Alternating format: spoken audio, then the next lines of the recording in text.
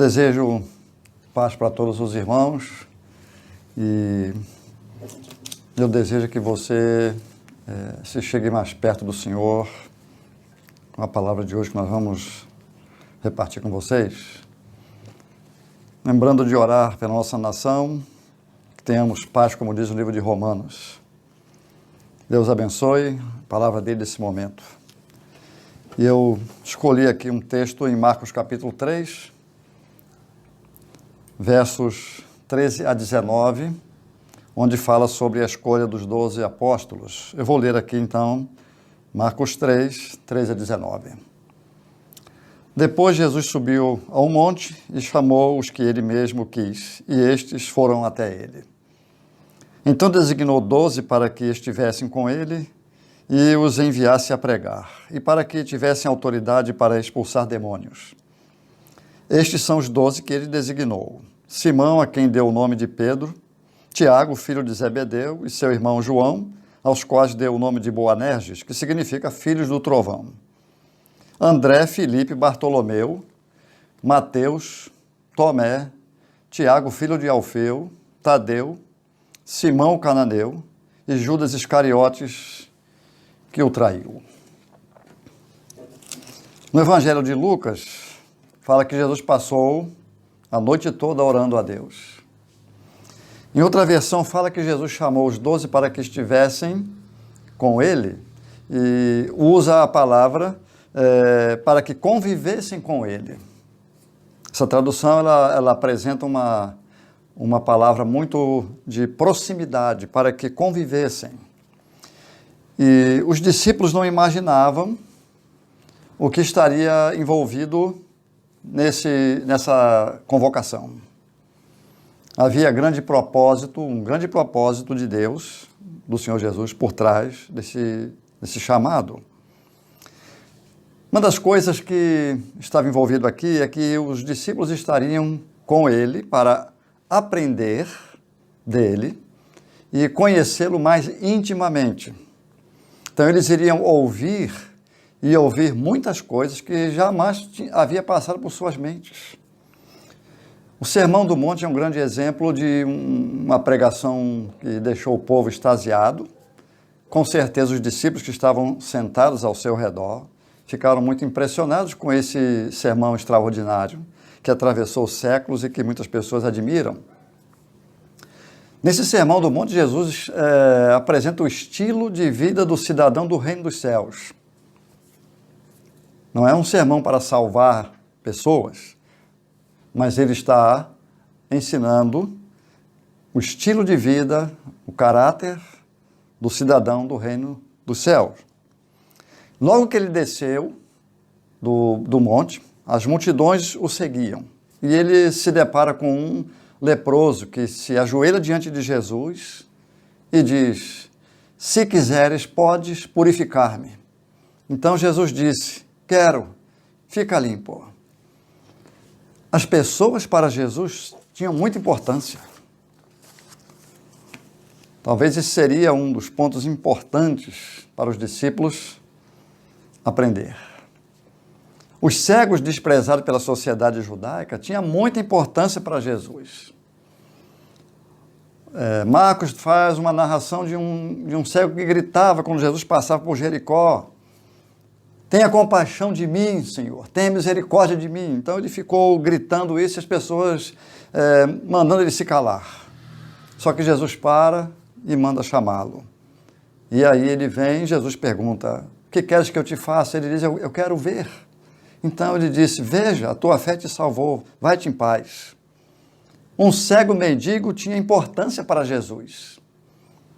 Os publicanos, que era uma classe no povo judeu desprezada, e nós sabemos muito bem que os publicanos eles cobravam impostos para o Império Romano, e isso desagradava muito aos judeus.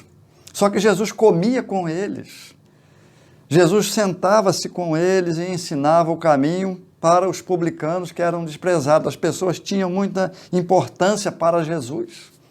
E os discípulos foram chamados para observar como Jesus agia em relação às pessoas. As mulheres de má reputação que se arrependiam dos seus pecados, Jesus as recebia e tinha contato com elas. Certa vez um fariseu convidou Jesus para ir à sua casa num jantar. E essa mulher soube que Jesus estava lá. Então ela foi, entrou por trás, ajoelhou-se a seus pés, chorando, arrependida dos seus pecados. Pegou um vidro de bálsamo e ungiu os pés de Jesus, enxugou com seus cabelos. E o fariseu, chamado Simão, estava olhando e pensando consigo mesmo: se esse homem fosse profeta, ele saberia muito bem quem é esta mulher que está fazendo isso. Então aí Jesus, como sendo não somente profeta, mas o Filho de Deus, conhecedor dos nossos pensamentos, faz uma pergunta para Simão e o repreende. Simão, Simão, eu vou te contar uma história. Um certo credor tinha duas pessoas que deviam para ele. Um 500 denários, outro 50. Não tendo com que pagar, ele perdoa a ambos. E eu te pergunto, qual dos dois o amará mais? Então ele disse: suponho que é aquele que é quem mais perdoou. Ele disse: respondeste bem. Eu entrei aqui na sua casa e você não me deu ósculo, não lavou meus pés, não me ungiu a cabeça com óleo, mas essa mulher fez tudo isso que você não fez. Por isso, perdoados são os seus muitos pecados. E com essa palavra Jesus estava dizendo: Simão, eu conheço os teus pensamentos, eu conheço, eu sabia o que você estava pensando. Aquela mulher tinha importância para Jesus, coração quebrantado e arrependido que o Senhor conhecia. Os samaritanos, que eram um grupo de pessoas que havia uma grande rivalidade entre os judeus e eles, por causa que eles consideravam os samaritanos um povo misto, misturado com os assírios, isso é uma longa história, uma herança longa. Só que Jesus, quando chegou em Samaria, ele conquistou o coração da mulher samaritana e ficou 2 dias na casa deles, coisa que jamais um judeu fazia. Os discípulos iriam aprender muito sobre a importância que Jesus dava para as pessoas. Nós temos muito que aprender em relação à importância para as pessoas. Eu estava me lembrando, quando estava preparando esse sermão aqui, de uma situação que eu vivi lá no Recife, que eu conhecia um homem que tinha uma banca de revista, de jornal e de livros velhos, né, que ele revendia. E sempre eu passava lá, conversava com ele, via os livros com ele, etc. E um dia eu cheguei lá e ele, conversando com ele, ele disse: olha, pastor, eu tenho aqui um trabalho com esses catadores de papel aqui, de papelão, de latas e tudo mais. Sempre eu evangelizo eles, dou sanduíche, dou sopa para eles, porque eu quero evangelizá-los, e alguns já têm até se convertido. O senhor não gostaria hoje de dar uma palavra para eles? Aí eu falei assim: tudo bem, que horas? Ele deu a hora, que era 5 horas da tarde, e aí aquela hora eu fui. Cheguei lá, dei a palavra para eles, eles comeram, conversando, e eu conheci um homem lá que estava no meio deles, morador de rua, que todos eram moradores de rua. Então ele, conversando comigo, ele disse que estava naquela situação por ter sofrido problemas dentro da sua casa, desanimou da vida e foi para a rua. E ele era motorista, havia sido motorista dos coletivos lá em Recife, estava nessa situação. Então a história não para aí. Então ele estava me contando assim, o dono lá da banca, que ele pegou 5 homens desses que haviam feito uma decisão por Jesus Cristo e levou na igreja para assistir o culto de domingo à noite, onde as pessoas estão bem vestidas, muita gente, muitos carros lá de fora, muitos carros no estacionamento. Na verdade, um momento muito social e bonito. Então ele chegou com esses 5 homens lá na porta da igreja, e o pastor já estava no púlpito. Quando ele olhou aqueles homens mal vestidos, ele disse assim: por favor, vocês poderiam mandar esse pessoal esperar lá fora? Ele contou isso para mim quase chorando. Mas ainda bem que nem todos são assim. Será que Jesus faria isso com esses catadores de papel? Ele mal sabia da conversão daqueles homens. Mas ele disse: faça esperar lá fora, por favor. Será que está contaminando o nosso templo aqui? Será que vai deixar um mau cheiro aqui diante dos meus crentes que estão muito cheirosos hoje, domingo à noite? Ainda bem que nem todos são assim. Através da história nós temos visto homens terem outra postura. E até hoje também. E eu me lembrei de outra história em relação da importância para as pessoas que estão em situação menos favorável do que nós. Eu lembrei de uma história que eu li, que aconteceu realmente isso nos Estados Unidos na década de 50, isso é uma história verídica, quando um homem foi para o corredor da morte. E esse homem, quando era rapazinho, adolescente, ele frequentava a escola bíblica dominical e Curtis era o seu professor. E quando ele pegou a maioridade, ele sumiu, nunca mais apareceu. E ao longo dos anos, determinada hora, o professor Curtis, da EBD, ficou sabendo da situação dele, que estava no corredor da morte, e viajou 1.200 quilômetros para se encontrar com Lester. Quando ele chegou lá no presídio, conseguiu uma entrevista com Lester, ele disse: "Você não desiste de mim mesmo, né?" Nessa ocasião, Curtis levou um Novo Testamento para Lester, conversaram bastante ali, foram embora. Dali para frente, eles começaram a trocar cartas, e um belo dia veio uma carta dizendo para Curtis: "Meu prezado professor Curtis, essa é a última carta que eu vou te escrever, porque eu vou pagar pelos meus atos cometidos. Mas eu gostaria que você soubesse de uma coisa. Aquele Novo Testamento que você me deu, com ele eu levei 47 detentos a Cristo. E eu só queria dizer para você, muito obrigado por não ter desistido de mim." Parece que Curtis aprendeu, de fato, que Jesus Cristo valorizava as pessoas. Os discípulos iriam conhecer muito bem, de fato, quem era Jesus de Nazaré. Com esse chamado, eles iriam conhecer muito bem quem era o nazareno ali. Até o momento, ainda não tinham um conhecimento, havia muitas dúvidas. E o incidente lá no barco, naquela viagem, naquela travessia ali, que o mar ficou empolado e agitado. Jesus dormia na popa do barco. E quando eles acordaram o mestre, ele acalmou o mar e o vento, mostrando o poder que ele tinha sobre as forças da natureza. E eles perguntaram: "Quem é este, que até o vento e o mar lhe obedecem?" Até esse momento eles não sabiam bem quem era o Senhor Jesus de Nazaré. Mas eles foram chamados para conhecê-lo. Então Jesus surpreendeu, de fato, os discípulos com tudo que ele fazia. Naquele casamento em Caná, quando ele transformou a água em vinho e não deixou faltar o vinho na festa de casamento, com certeza eles ficaram surpresos com esse milagre extraordinário que Jesus fez. Ele estava ensinando para os seus discípulos quem ele era. Então o chamado dos discípulos foi para conhecê-lo e aprender dele. Na multiplicação dos pães, quando a multidão estava faminta, os discípulos perceberam isso. Então eles disseram: "Mestre, despede essa multidão para que dê tempo deles comprarem comida pelo caminho, porque eles estão com fome." E Jesus disse: "Deem vocês mesmo a eles de comer." O quê? Nós? Então Jesus dividiu as pessoas em vários grupos ali, opera um milagre extraordinário e mais uma vez surpreende os discípulos com a sua atitude. E eles estavam conhecendo quem era, de fato, Jesus de Nazaré, que os chamou para estar com eles ou conviver com eles.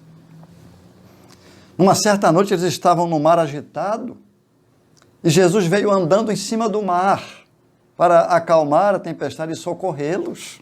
Mais uma vez o Senhor os surpreende. Veja outra situação aqui, quando eles foram comprar comida na cidade, lá em Samaria, eles voltam e vê Jesus conversando com uma mulher samaritana, coisa que os judeus não faziam. Mas a Bíblia fala: "Ninguém perguntou nada, por que conversas com ela, sozinho, por que estás aí?" Ninguém perguntou nada, mas Jesus mais uma vez surpreende os discípulos, porque Jesus valorizava e dava importância para as pessoas. Na ressurreição de Lázaro, por exemplo, mais uma vez ele surpreende os discípulos. Depois de 4 dias morto, Jesus chama o defunto para fora. E em muitas outras ocasiões, Jesus surpreendeu os discípulos para mostrar quem de fato ele era. Eles iriam conhecê-lo. O chamado para estar com Jesus era para conhecê-lo mais intimamente. Jesus não chama ninguém para estar com ele com outra proposta, a não ser de conhecê-lo mais intimamente. Esse é o propósito principal. E todo esse conhecimento, meus irmãos, iria refletir diretamente no caráter desses homens, na vida deles. Esse era o um dos objetivos, que Jesus iria ter uma influência muito poderosa na vida desses homens, porque esses homens aqui precisavam passar por uma transformação muito grande para que o Senhor alcançasse um propósito muito sublime com eles. O caráter desses homens precisaria ser mudado. Eu pergunto para você que está me ouvindo, quando você entrou na igreja, recebeu Cristo como Salvador e entrou na igreja, como você era? Será que você tinha problemas? Eu digo para você que qualquer um pecador que se converte entra na igreja cheio de problemas, cheio de arestas. Ele entra cheio de problemas que precisam ser sanados, escórias que precisam ser tiradas. A igreja é uma escola. O discipulado com Jesus Cristo é uma escola. Você vai aprender a se relacionar com as pessoas, a valorizar as pessoas, vai reaprender a falar até. Porque normalmente um pecador descrente, ele é bruto no falar, ele não mede palavras, mas agora você nessa escola você vai pensar e reaprender a falar. Os discípulos estavam na mesma condição que nós. Eles entraram no discipulado, mas eles precisavam de muita mudança. Nós vemos isso na história dos evangelhos. Os discípulos buscavam reconhecimento dos outros. Será que nós gostamos de buscar reconhecimento? Ser considerado uma pessoa importante, melhor do que os outros? Eles buscavam reconhecimento. E no caminho de ida para casa, a Bíblia fala no livro de Lucas, que seguia para casa os discípulos com Jesus, e nesse ínter aqui dessa ida para casa, surgiu entre eles uma discussão sobre qual deles seria o maior. Será que eles tinham problemas de reconhecimento? Eu não sei, você não sabe, porque não está narrada a discussão, quem foi que passou à frente nessa conversa, quem prevaleceu nessa conversa, mas entre eles surgiu uma conversa de quem seria o maior, talvez pelo fato de alguns deles serem mais próximos de Jesus. Então, eu não sei, não quero especular nada, mas surgiu aqui, quem de nós aqui é o maior à vista de Jesus? Eles tinham um problema de requerer para si um reconhecimento do povo, das pessoas. Mas não para aí, eles tinham muitos problemas como nós, muitos problemas que precisariam ser sanados. Egoísmo extremo. Sabe o que é egoísmo extremo? Eu só vejo um egoísmo acima desse aqui dos discípulos se eles desejassem aquilo que Lúcifer desejou. Porque olha o que eles disseram no livro de Marcos aqui. Depois que Jesus havia falado para eles sobre a necessidade de ir a Jerusalém, ser humilhado pelos sacerdotes, pelos fariseus, ser cuspido, espancado, crucificado e ressuscitado no terceiro dia. Depois que ele termina de falar isso, Tiago e João chegam para ele e dizem: mestre, nós queremos pedir uma coisa e queremos que o senhor faça. Então ele disse: o que é que vocês querem que eu faça? Eu quero que na tua glória um sente à tua direita e outro à tua esquerda. E Jesus disse: vocês não sabem o que estão pedindo. Eu quero que João sente de um lado e eu do outro na tua glória. É o lugar melhor que existe, mais privilegiado, e nós queremos sentar nesses dois lugares. Desde já nós queremos que o Senhor reserve para nós. Por isso que eu chamo isso de egoísmo extremo. Acima disso, só o lugar de Deus agora para ser tomado, como Lúcifer queria. Então eles eram muito egoístas. Vá ouvindo essas coisas e anotando aí no seu caderno, porque nós não somos muito diferentes deles, não. Eles não tinham misericórdia das pessoas também. Veja bem o material que Jesus estava usando, preparando para fazer uma grande obra no mundo. Pessoas sem misericórdia. Os samaritanos, uma vez, se recusaram a dar pousada para eles quando eles iam para Jerusalém.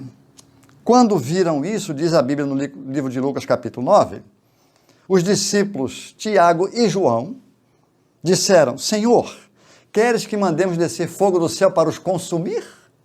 Se o Senhor der permissão, a gente manda descer fogo do céu e consome esses samaritanos agora. Nenhuma misericórdia para com os samaritanos. Esse era o tipo de discípulo que Jesus estava treinando. Não desanime, não, porque nós somos iguais e Deus trabalha na vida de cada um de nós que quer aprender. Esse é um ponto muito importante aqui no discipulado desses homens, porque Jesus estava lidando com pessoas cheias de problemas, mas essas pessoas tinham o desejo de aprender. É isso que eu gostaria que você gravasse muito bem na sua mente. Eles queriam aprender. Essa era a questão. Será que eles tinham medo? E eu acho interessante aqui em Mateus, quando fala que eles tinham medo de fantasma. Lenda, uma lenda judaica.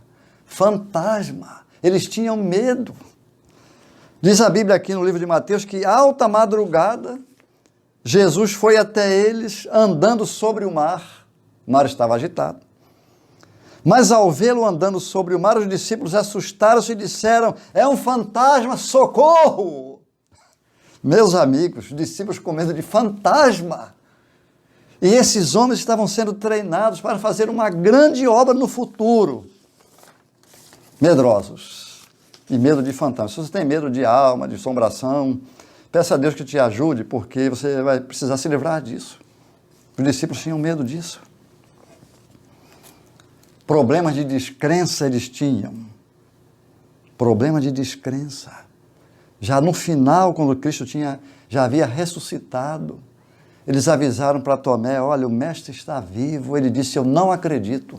Se eu não pôr o meu dedo lá, se eu não vir as marcas, eu não acredito nisso. Problemas de incredulidade. Depois de 3 anos de ministério e treinamento, ainda havia gente descrente no meio desse povo. E que tal Pedro? Precipitadíssimo. Na hora de defender o seu mestre lá no horto, cortou a orelha do servo do sumo sacerdote, com certeza ele queria matá-lo. Esse era o Pedro, 3 anos depois de treinamento. E Jesus investiu 3 anos na vida desses homens e ele garantiu que iria fazê-los pescadores de homens. E vocês sabem que ele fez. Sabe qual é o maior propósito de ter chamado esses homens? Vida transformada. Esse é o maior, ou foi o maior propósito que Jesus Cristo tinha com esses homens. Eles iriam ouvir e ver coisas maravilhosas na vida de Jesus, que ia começar um trabalho muito grande na mudança do caráter desses homens. Jesus investiu neles. E tem mais, hein? Com esses homens, Jesus edificaria a sua igreja e teria influência dentro dela. Ele não teria influência somente na vida dos discípulos, no seu caráter, mas agora ele iria usar esses homens, que teve influência na vida deles, agora para edificar a sua igreja, como ele prometera. Eu edificarei a minha igreja e as portas do inferno não prevalecerão contra ela. Ele iria usar esses homens transformados pelo seu poder, pelos seus ensinamentos, conhecendo bem agora o Messias, o Jesus de Nazaré, para também exercer influência dentro da sua igreja. E nós entendemos bem que no começo da igreja primitiva, os discípulos que dirigiam a igreja eram muito firmes na palavra de Deus, foram homens que absorveram os ensinos realmente. E em questão de disciplina, por exemplo, eles foram muito firmes, muito firmes. Um exemplo aqui que nós temos para dar é a disciplina de Ananias e de Safira. Pelo fato deles terem mentido, Pedro chamou o casal, um de cada vez. Veio primeiro Ananias, e ele disse: Ananias, por que você deixou Satanás encher teu coração? Você mentiu contra Deus. Mentiu. Um pecado que hoje é considerado muito insignificante. Só que nós não podemos nos esquecer que a mentira, ela tem causado guerras no mundo e destruído vidas. Só para você lembrar disso. Se você vive na prática da mentira, você pode estar certo que Deus não gosta nada disso. Então Ananias deixou que Satanás enchesse seu coração. Quando vendeu seu terreno, ele quis transmitir uma coisa que ele não era, bem generoso, então ele vende o terreno dele por, vamos colocar aqui, por 50 mil reais, ele combinou com a mulher dele para dizer que vendeu por 25. Então, ele disse: Ananias, Está vendo aqueles homens lá na porta da igreja? Eles vão te sepultar agora. E Ananias, no meio do culto, caiu morto. 3 horas depois, entra Safira, sua mulher, já combinado com ele, sem saber do que havia ocorrido, ouviu a mesma coisa da boca de Pedro. Você está vendo aqueles homens lá? Eles levaram o seu marido, agora vai levar você também. E sabe o que a Bíblia diz em Atos 5? Que veio um temor sobre a igreja tão grande, por causa disso que eles presenciaram. Irmãos, eu acredito, se hoje Deus fizesse isso, e eu não descreio que Ele possa fazer, mas se nós tivermos uma situação dessa, com certeza o temor cairia sobre muitas pessoas, porque as pessoas que têm a prática de mentir iriam reconsiderar essa vida miserável de mentira, associada com o pai da mentira, que é Satanás. Então Deus aborrece muito esse pecado de mentira. Então os líderes, Pedro no caso aqui, a liderança da igreja, muito bem treinada e transformada suas vidas pelo Senhor, Jesus poderia ter influência dentro da igreja. Podemos citar aqui a generosidade dos discípulos no começo, que fala em Atos 4, ninguém afirmava ser sua alguma coisa. Muito embora as coisas fossem deles, mas ninguém dizia, como uma criança de 5, 6 anos, isso é meu, é só meu. Mas não, eles não falavam assim. Isso é meu, mas pode ser teu também. Eu posso dividir com você também. Sabe por quê? Porque Jesus trabalhou no caráter desses homens que eram egoístas, e parece que o egocentrismo agora foi superado. Foi superado o egocentrismo aqui. Agora eles são generosos. Sabe o que Jesus faz na vida de um pecador? Transforma um pecador egoísta num generoso. E no cuidado de uns para com os outros, no valor que dá às pessoas, que eles davam às pessoas. Eles aprenderam a valorizar pessoas. Teve um problema lá, na igreja, sobre divisão de alimentos entre as viúvas judias e as viúvas helenistas, gregas. E elas se sentiam prejudicadas com a divisão, então houve um conserto imediato, porque eles pensavam em todos ali, se preocupavam com todos. Então os diáconos surgiram para resolver e pôr em ordem essa questão e todos serem abençoados da mesma forma. Cristo, como cabeça, tinha voz realmente nas igrejas, na igreja primitiva. E eu digo para os irmãos que a falta de firmeza em muitos líderes hoje é que tem levado as igrejas a apostatar da fé, porque não tem coragem de tratar pecados como Pedro tratou e outros trataram. Mas graças a Deus que ainda tem 7.000 que não se curvaram para Baal, mesmo no meio de tanta apostasia. Tem mais um propósito para esse chamado. Além de aprender com Jesus e conhecê-lo mais intimamente, além de conhecerem-se a si mesmos, porque foi isso que foi o trabalho de discipulado, conhecerem-se a si mesmos. Vocês são orgulhosos, vocês são medrosos, vocês são sem misericórdia, mas eles iriam conhecer-se a si mesmo. E além de transformar o caráter desses homens e usar esses homens para ter influência dentro da sua igreja, Jesus queria continuar a sua influência fora dela, no mundo, como ele teve em Israel. Os discípulos, transformados pelo seu poder, iriam continuar a influência de Jesus Cristo no mundo. Se você abrir o livro de Atos e começar a ler, você vai ver que isso aconteceu. No livro de Atos está relatado as viagens missionárias de Paulo e outros que pregaram, espalharam a mensagem pelo mundo todo e chegou até nós. Nós somos resultado de vidas transformadas lá no começo, que mantiveram a influência de Jesus Cristo no mundo, não somente dentro da igreja, mas no mundo. Por isso que nós somos crentes hoje, porque a influência de Cristo na vida desses homens ultrapassou fronteiras. O propósito da chamada desses 12 foi muito, muito grande, muito elevado. Eles nem imaginavam que tudo isso estaria envolvido. Mas Jesus investiu em homens cheios de problemas, e Ele investe na minha vida e na sua. Você não pense que você é perfeito, que você não é, ninguém é, mas Deus está olhando para o seu coração se você quer aprender como os discípulos queriam. Essa é a questão, aí é onde o Senhor pode alcançar, de fato, o seu propósito na minha vida e na sua, porque Ele nos chamou com os mesmos propósitos, os mesmos. Transformar as nossas vidas, de fato. quando fala em transformar nossas vidas, eu não posso esquecer do livro de Romanos 8, que fala: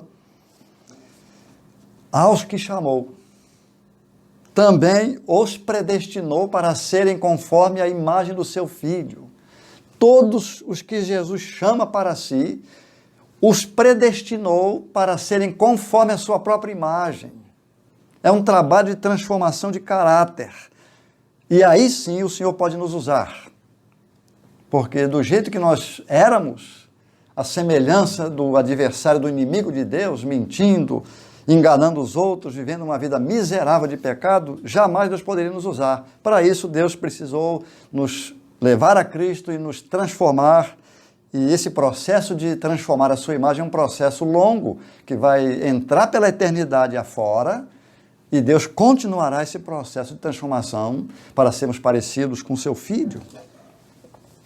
O filho tem que ser um pouco parecido com o pai. Normalmente é assim. Pelo menos alguns traços nós temos que ter do nosso pai. Vidas transformadas, Jesus teria influência e continuaria tendo influência dentro da igreja e fora dela. É isso que Deus planeja continuar fazendo até o dia que o Senhor voltar. Vocês lembram de João? Claro que vocês lembram de João. Aquele que disse: Senhor, eu quero sentar um dos seus lados lá em cima. Senhor, o Senhor quer que desça fogo do céu para consumir os samaritanos? O Senhor só dá ordem. Parece que João achava que ele era um Elias da vida, mas não era. Mas, por qualquer motivo, ele achou que poderia fazer isso. Lembra dele? 40 e poucos anos depois, João escreve a sua primeira carta e diz assim: o que vimos, o que ouvimos, o que as nossas mãos apalparam e o que contemplamos com respeito ao verbo da vida.